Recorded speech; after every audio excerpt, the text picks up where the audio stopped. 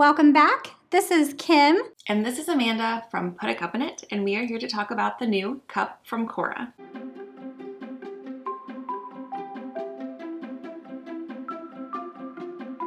Some of you have been asking us to do a review because it's in Target, and it was a surprise to all of us. They were coming out with the cup.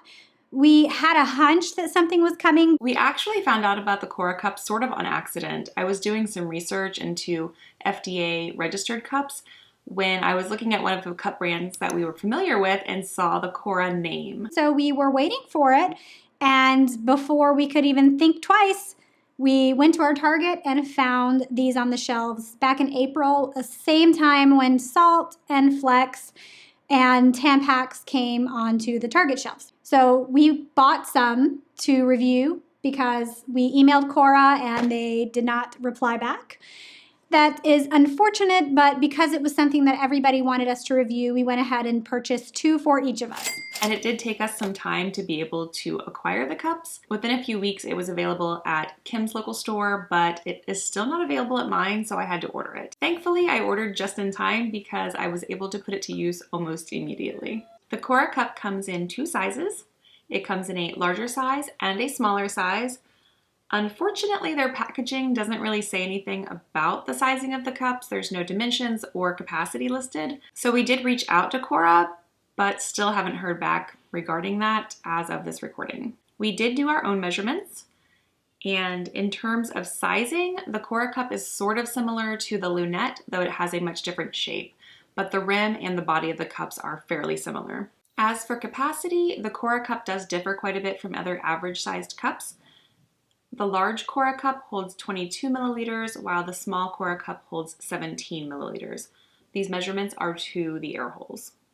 For reference, other average large size cups hold roughly 30 milliliters and other smalls hold somewhere around 25. That said, I do have a medium to low flow, and I found that the Cora Cup was really wonderful. It didn't have any leaking and it's incredibly comfortable. If your periods are heavier than average, I would say that the Cora Cup is probably not for you. These are not going to have the same capacity as cups like Elena, where it has a nice round base and it just holds more. But if you don't need a mega capacity cup, then the Cora is another good option, and it is completely comfortable. So I tried the Cora size 2, and I did have to trim the stem, which we'll talk about because it's a review. And I have the size 1 still in the packaging as you would see it in Target. I am too cheap to buy a third cup at $30 a pop so that I can show you one with a stem, but I had to review it to do the video, and so here we are with a used but clean cup. All right, so what you'll get when you buy your Cora Cup from Target or online will probably differ, because I'm seeing a lot of advertising from the Cora company advertising this pouch, and I'll throw up a picture here for you to look at the ads that I'm seeing of a Cora Cup with a vegan leather zipper pouch. Well, for one, we really do think you should store your menstrual cups in breathable cotton pouches. So as far as a case goes, it's not our favorite. But if you're seeing those ads and going to Target, you will not be getting a vegan leather case. You will receive in your box a cup. You'll receive instructions. You'll receive this pretty cheap little pouch, and it's just black. It's very basic, but it is cotton, or at least seems to be some sort of cotton twill, and that's something you can safely store your menstrual cups in. You want something breathable.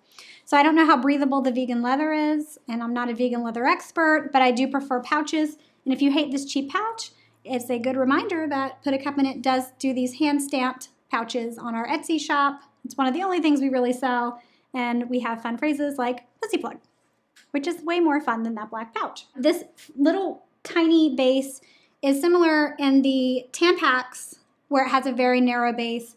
And for some people, this is really going to prevent bladder pressure. For if you've experienced bladder pressure before, that design is something that helps with that, either a softer cup or a less wide diameter, or just a really tapered base, depending on the positioning of how you wear your cup. The grip rings at the bottom are very soft, but they do offer enough surface texture to get a good grip.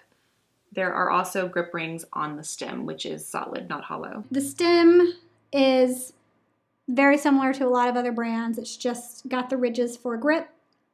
A decent sized stem, of course. I don't have a stem on this one because I cut it. However, I will say I was able to wear it the first day that I tried the Cora size 2 with a stem the entire day. So lengthwise, it worked okay for me. It was close to poking out, and that's the only reason I trimmed it, because I have a pretty average height cervix and I can't keep stems on most of them. It has suction holes at the top that are really easy to clean. Always a bonus. You can pretty much just run it underwater and clean it, fill it with water if you need to, and squeeze out. Rather than having a uniform body, there is sort of this flat or indented portion on the cup. It's not entirely necessary, but it's kind of nice to make folds easy. It does a U-fold or C-fold very easily, as well as a punch down. Though I must say, it makes this cup pretty ideal for doing a single-handed C-fold.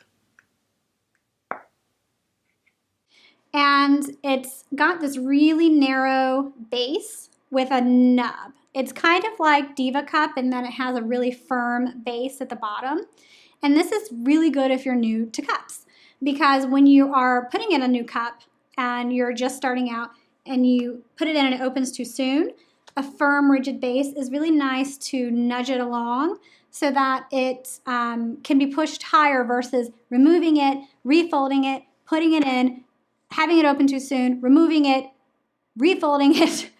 And this is exactly what happened the first time I ever tried a cup. I got very sore because I didn't know that with my Diva Cup, I could have done that little nudging up trick. So if you're new and it opens too soon and you're using Cora or you're using Diva or some of the other firmer based cups, that is a trick you can do.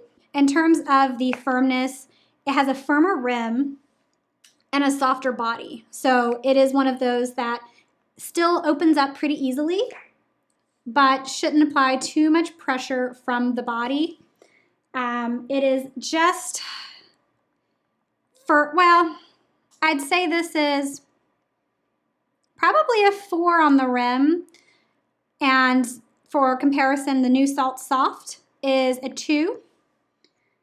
And the Lena is also what we call 4. So the rim of the Cora is very much in line with our average firm results, but the body is softer.